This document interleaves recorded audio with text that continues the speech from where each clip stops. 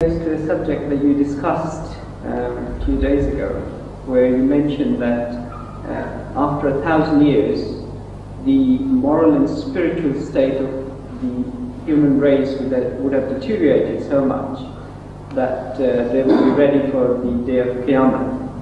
My question is that it has been a tradition of God that every time when the human race reaches that... Yes, I follow your question. Yes, thank you. You mean to say that it is the custom of, it is an established custom of Allah, that whenever human race goes astray, then Allah sends some reformer and tries to save the race from ultimate destruction, moral and spiritual destruction. That is apparent from the study of the past history of the prophets.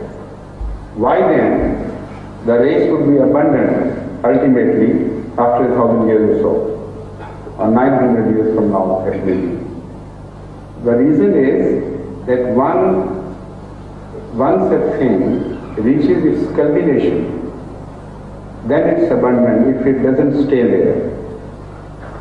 Previous races, previous religions have been abandoned ultimately, and no prophets were sent to them because they had reached the summit of their objective.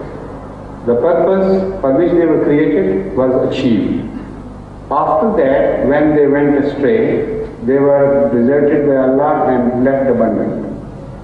For example, each religious movement reached a culmination, and it was never left without its attaining the final goal.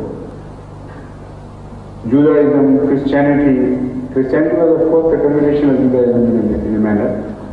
But when it was complete, then when the people went astray again, they were rejected by Allah.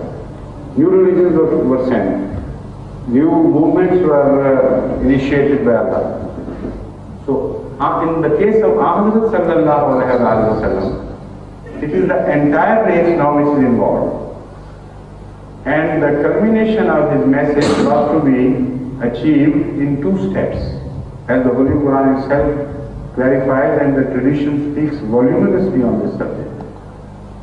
One, the first phase, that is the coming of Hazrat Muhammad Mustafa sallallahu alaihi wasallam, and second, the phase of the coming of Messiah, when the whole mankind was ultimately to accept Islam. So mankind now, not a race, not a people, not a country, but the entire mankind has reached the culmination, the summit point.